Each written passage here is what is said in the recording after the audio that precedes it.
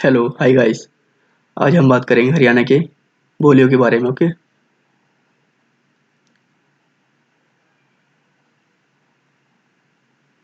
तो फर्स्ट हम बात करते हैं।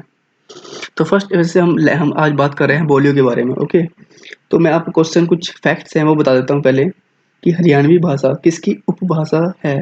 पश्चिमी हिंदी की। आपको पता है कि हरियाणा हरियाणा भारत में कहाँ पर है? उत्तर पश्चिम में है। हरियाणा भारत के उत्तर पश्चिम एरिया में है। ओके, और जो हरियाणा के अंदर जो लैंग्वेज बोली जाती है, जो बोली बोली जाती है हरियाणवी, ठीक है, वो किसकी उपभाषा है? पश्चिमी हिंदी की। ओके, हरियाणा ऐसे रिलेट कर सकते हो कि पश्चिम की साइड है, इधर पश्चिमी हिंदी बोली जाती होगी, इसलिए ये उसका पार्ट है। ठीक है, हरियाणवी पश्चिमी हिंदी की उपभाषा है। ओके, और हरियाणा में कितनी बोलियां हैं? 6 उपबोलियां हैं। ठीक है, 6 बोलियां हैं, वो तो मैं भी आपको बता ही दूंगा। ओके, और ठीक है, और जो हरियाणा में जो कोरवी लैंग्वेज है, राइट, हरियाणा में जो कोरवी लैंग्वेज है उसी को खड़ी बोली भी बोला जाता है। ठीक है, अभी मैं बता देता हूँ। ओके, तो कोरवी लैंग्वेज, तो यहाँ जैसे कुरुक्षेत्र है, देखो, ठीक है, कुरुक्षेत्र है बीच में। ठीक है, कुरुक्षेत्र बीच में है, और कुरुक्षेत्र से ऊपर 2 जिले, ठीक है, और 2 जिले नीचे, कैथल और करनाल। तो कुरुक्षेत्र के ऊपर 2 जिले और कुरुक्षेत्र के नीचे 2 जिले, इनमें कौन सी लैंग्वेज बोली जाती है? कोरवी लैंग्वेज बोली जाती है। ठीक है, कोरवी बोली बोली जाती है। कोरवी बोली कैसी है? खड़ी बोली है। ठीक है, और कोरवी बोली को ही जो है हिंदुस्तानी, नागरी, सरहिंदी एवं कोरवी आदि के नामों से जाना जाता है। ओके, तो हम बात कर रहे हैं कोरवी लैंग्वेज की। ठीक है, और जो कोरवी लैंग्वेज है कहाँ कहाँ बोली जाती है? हरियाणा में, ठीक है, पश्चिमी उत्तर प्रदेश में, और देहरादून के मैदानी भागों में यह लैंग्वेज बोली जाती है। ओके, सेकंड फैक्ट आपको जो याद रखना है वो ये है कोरवी लैंग्वेज की अबाउट, कि जो बिजनौर है, ठीक है, बिजनौर में जो है ना 76% जो लोग हैं वो हिंदी बोलते हैं।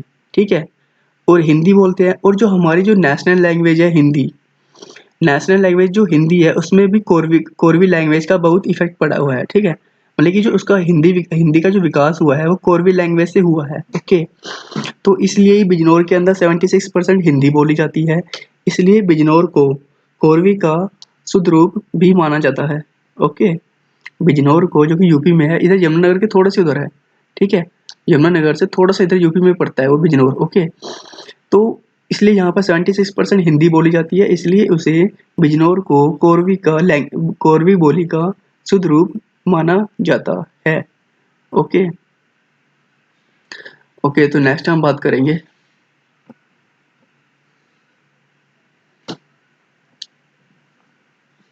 बांगरू लैंग्वेज। ठीक है, बांगरू बोली, जैसे आपको दिखाई दे रहा है कितने एरिया, कौन कौन से जिलों में बोली जाती है। ठीक है, देखो, पहले तो सोनीपत और भिवानी से याद रख लो। हमारे 1972 में 2 जिले बने थे, सोनीपत और भिवानी। ओके, सोनीपत और भिवानी बने थे। ठीक है, तो वैसे ही सोनीपत और भिवानी, और बीच में रोहतक, इसे ऐड कर लो, और यहाँ से पानीपत को ऐड कर लो, और जिंद। तो इस एरिया में बांगरू लैंग्वेज जो है जो बोली जाती है। ओके, बांगरू क्या है? एक एरिया है, ऐसी भूमि जहाँ पर, जैसी जो है अनउपजाऊ भूमि है। पहले यहाँ पर क्या था, देखो, 1877 1877 में यहाँ पर जो क्या हमारी क्या है, नदी जा रही है ना, यहाँ से, है ना, पश्चिम की साइड से कौन सी नदी जा रही है? यमुना नदी जा रही है। कितनी कितनी लंबी है? 320 किलोमीटर लंबी है। ओके, बस ये यमुना नदी, ठीक है, वो यहाँ से निकल के पलवल के, यहाँ से हसनपुरा से बाहर निकल जाती है। ठीक है, आगरा की साइड से चली जाती है, मथुरा आगरा से होती हुई चली जाती है यमुना नदी। तो 1877 में यहाँ ताजेवाला से, ठीक है, यमुनानगर में ताजेवाला से एक पश्चिमी यमुना नहर निकाली गई थी। ठीक है, और इधर से पूर्वी नहर निकाली गई थी, राइट। तो यहाँ से अब देखो, यहाँ पहले तो अनउपजाऊ भूमि थी, बाद में यहाँ पानी आया ना, पहले यहाँ पश्चिमी यमुना नहर आई, फिर उससे हमने और नहरें निकाली। ठीक है, तो ठीक है, तो उससे नहरें निकाली, जैसे जवाहरलाल नेहरू हमने नहर निकाली सोनीपत से लेके, इधर झज्जर से होती हुई गई थी वो। ठीक है, सोनीपत से होती हुई, ठीक है, झज्जर, रेवाड़ी और नारनौल तक गई थी वो नदी। तो ऐसी है मतलब कि नहर, तो काफ़ी सारी नहर निकाली गई उसके बाद, ठीक है? तो तब जाकर यहाँ पर नहरों की सिंचाई हुई। उससे पहले तो कैसा एरिया था ये? अनउपजाऊ एरिया था उससे पहले, ओके? तो यहाँ पर कौन सी लैंग्वेज बोली जाती है? Bangru language, okay?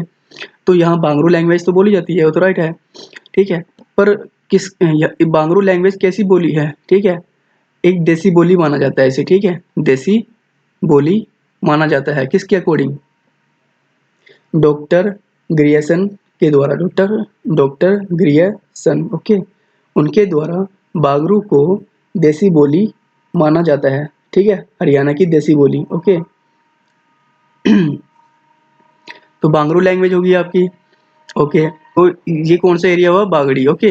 और नेक्स्ट होता है, ठीक है? तो हम बागड़ी की बात कर रहे हैं, ओके? ठीक है? तो हम बात कर रहे हैं बागड़ी की। बागड़ी कौन से एरिया में बोली जाती है? इधर सिरसा के कुछ जिलों के अंदर, ठीक है?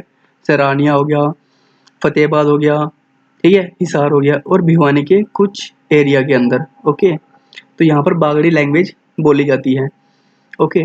तो यहाँ पर क्या है, देखो यहाँ पर क्या है, राजस्थान, राजस्थान से बागड़ी आते हैं, राइट है? तो बागड़ एरिया है यहाँ पर, ठीक है?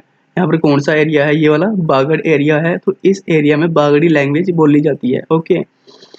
बागड़ी लैंग्वेज बोली जाती है। और मैं आपको एक चीज़ बता दूं, सिरसा के अंदर क्या है? रानिया है, सिरसा के अंदर रानिया है, ठीक है? सिरसा के रानिया से लेके राजस्थान के गंगानगर तक, ठीक है?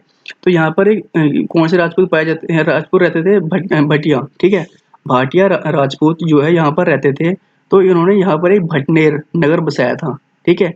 ठीक है? सिरसा के ये सिरसा के रानिया से लेके राजस्थान के गंगानगर तक, ठीक है? भाटिया राजपूतों ने भटनेर नगर बसाया था, जो अब किस नाम से जाना जाता है? हनुमानगढ़ के नाम से, ठीक है? तो वो अब क्या बन गया है? हनुमानगढ़, राइट? तो नेक्स्ट हम बात करेंगे अहिरवाटी, ठीक है? अहिरवाटी एरिया आपने देख ही लिया कहाँ पर है, ठीक है? मतलब कि आपका महेंद्रगढ़ का नारनौल हो गया, रेवाड़ी हो गया, ठीक है? गुरुग्राम का पटौदी हो गया, और झज्जर के कुछ एरिया के अंदर जो है अहिरी लैंग्वेज, अहिरवाटी अहिरी लैंग्वेज, ठीक है? या अहिरकरी भी इसी का नाम है, ठीक है? ये लैंग्वेज जो है यहाँ पर बोली जाती है। तो इसको कैसे याद कर सकते हो आप? जैसे रिवाड़ी है, रिवाड़ी में 12-12 घंटे काम होता है। तो यहाँ पर कोई भी फ्रेशर है, कॉलेज से जो निकला है, वो वहाँ जाके काम करेगा, ठीक है? तो वो क्या स्किल हो जाएगा, है ना? वो अच्छे से काम सीख लेगा, तो वो क्या है, हीरा बन जाएगा, राइट? तो अहिरवाटी लैंग्वेज कहाँ बोली जाती है? इस एरिया के अंदर, ठीक है? महेंद्रगढ़ का नारनौल, रेवाड़ी, गुरुग्राम का पटौदी, एंड झंझट झज्जर के कुछ एरिया के अंदर, ओके? तो नेक्स्ट हम बात करेंगे मेवाती, ठीक है? मेवात एरिया के अंदर जो लैंग्वेज बोली जाती है उसे हम कौन सी लैंग्वेज बोलते हैं? Mewati language, right? तो एक डॉक्टर थे ईश्वर प्रसाद शर्मा, ईश्वर प्रसाद शर्मा। ईश्वर कौन है?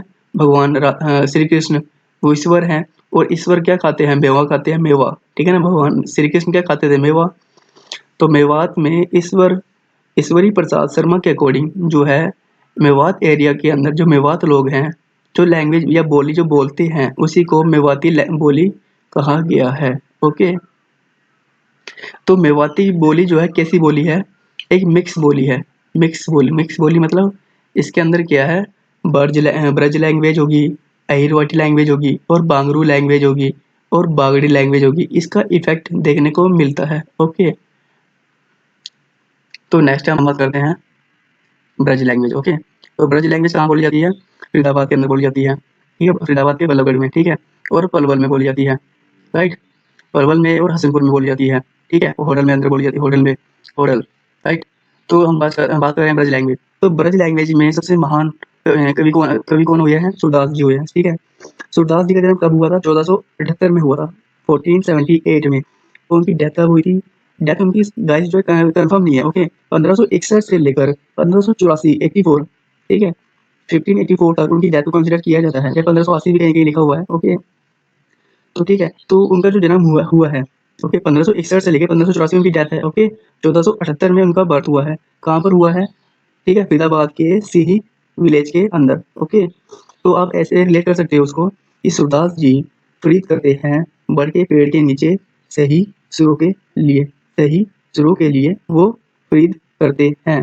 ठीक है, तो सही गाँव में हो गया और फरीदाबाद हो गया। ओके, तो सूरदास जी कहाँ कैसे कैसे कवि थे? भक्ति काल। ठीक है, कृष्ण भक्ति काल के। ठीक है, कृष्ण भक्ति काल। ठीक है, कृष्ण भक्ति के वो शाखा के कवि थे। ओके, और जो ब्रज लैंग्वेज है, ठीक है, जो ब्रज लैंग्वेज है, ठीक है, जो ब्रज लैंग्वेज है, ब्रज लैंग्वेज की जो शब्दावली है, मूल स्रोत क्या माना जाता है? राइट, क्वेश्चन क्या है कि जो ब्रज भाषा की शब्दावली का मूल स्रोत क्या माना जाता है?